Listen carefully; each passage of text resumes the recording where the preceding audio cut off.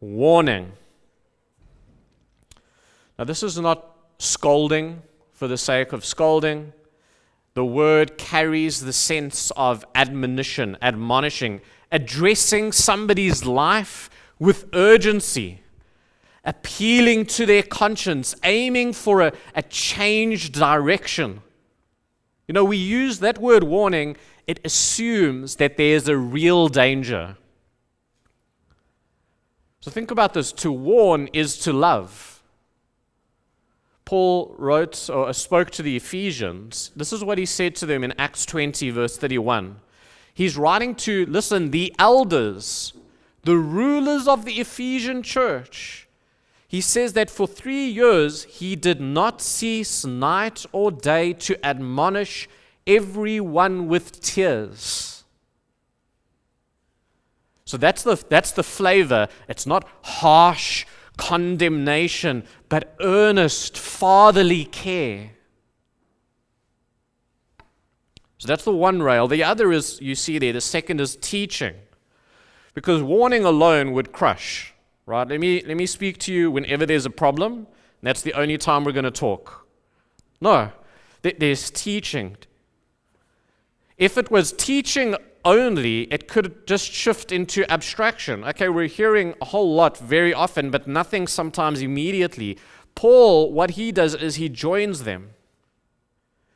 Teaching is carefully laying out the truth, building foundations, showing how the doctrine of who Christ is leads to life.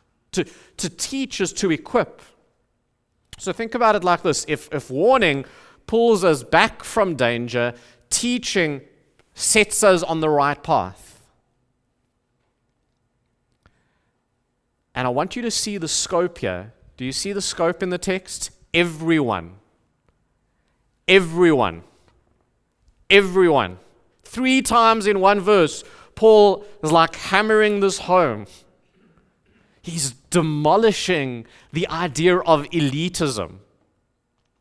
You know why that's important? In the city of Colossia that Paul's writing this letter to, there were whispers of a higher circle and a secret track and a deeper wisdom. They were called Gnostics, like a secret elite club.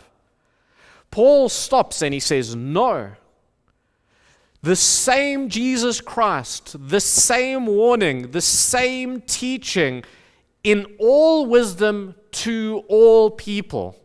There is no Christian inner ring. There are no spectators who are excused from discipleship. And then look at the manner, the way that it's doing. It says there, with all wisdom. It doesn't mean cleverness or, kind of fancy rhetorical polish.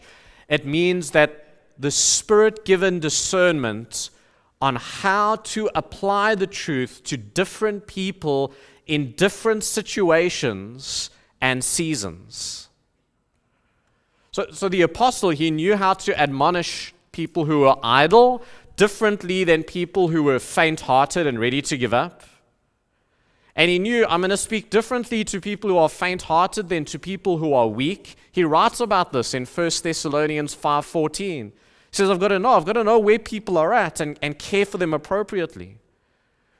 Wisdom adapts without diluting the message.